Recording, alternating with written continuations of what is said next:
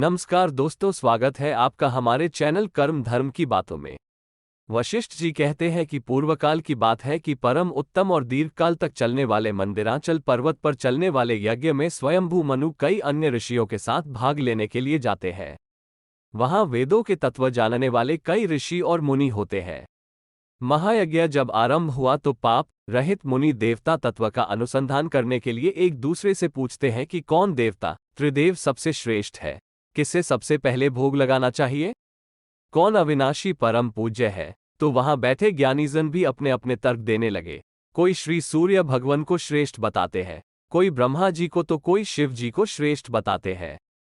तो अन्य ब्राह्मण जान श्री विष्णु भगवान को संपूर्ण जगत का स्वामी बताने लगे।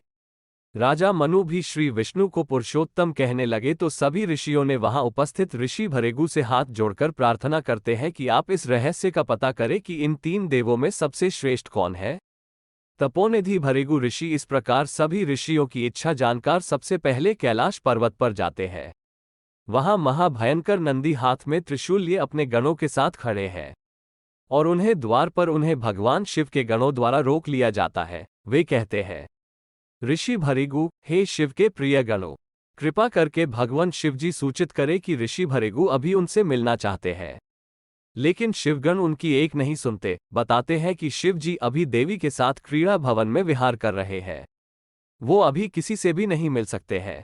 लेकिन ऋषि भृगु अपनी बात पर अड़े रहते हैं तो शिवगण उन्हें उल्टा सीधा तक कह देते हैं। तब भृगु कुपित होकर कहा कि ये रुद्र अपने तमोगुण से प्रेरित होकर अपने द्वार पर आए मुझे ब्राह्मण को नहीं जानते हैं, इसलिए इन्हें दिया हुआ अन्न जल दूध सब कुछ अभक्ष न खाने योग्य हो जाएगा। इस प्रकार ऋषि भृगु श्राप देकर ब्रह्मलोक में गए। यहां से महर्षि भृगु ब्रह्मलोक ब्रह्मा जी के पास पहुंचे। ब्रह्मा जी अपने दरबार में विराज रहे थे। सभी देवगण उनके समक्ष बैठे हुए थे। भृगु जी वहां हाथ जोड़कर चुपचाप खड़े हो गए। ब्रह्मा जी ने अपनी सभी में आए अतिथि को देखा तक नहीं। भृगु जी को ब्रह्मा जी ने बैठने तक को नहीं कहे।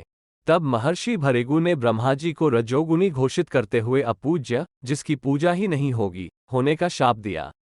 कैलाश और ब्रह्मलोक में मिले अपमान तिरस्कार से क्षुभित महर्षि विष्णुलोक चल दिए। भगवान श्रीहरि विष्णु क्षीर सागर में सर्पाकार सुंदर नौक शेषनाग पर अपनी पत्नी लक्ष्मी श्री के साथ विहार कर रहे थे। श्री लक्ष्मी उनके चरणों की सेवा कर रही थी। उस समय श्री विष्णु जी शयन कर रहे थे। महर्षि भृगु जी को लगा कि हमें आता देख विष्णु सोने का नाटक कर रहे हैं, तो उन्होंने श्री विष्णु भगवान को जगाने के लिए अपने बाएं पैर का आघात श्री विष्णु जी की छाती पर कर दिया। महर्षि के इस अशिष्ट आचरण पर विष्णु प्रिया लक्ष्मी जो श्रीहरि के चरण दबा रही थी, कुपित हो उठी। लेकिन श्री विष्णु जी ने महर्षि के चरण सहलाने लगे और कहा, भगवान, मेरे कठोर वक्ष से आपके कोमल चरण में चोट तो नहीं लगी। महर्षि भृगु लज्जित भी हुए और नारायण का सदाचार और धर्म देखकर प्रसन्न भी। तभी श्री लक्ष्मी जी ने भी चंदन और फूलमाला से भृगु ऋषि का स्वागत किया। ये देखकर ऋषि भृगु की आंखों से आंसू आ गए और कहने लगे कि सत्वगुण इस सृष्टि के सबसे श्रेष्ठ गुण है जो प्रभु आप में समाहित है।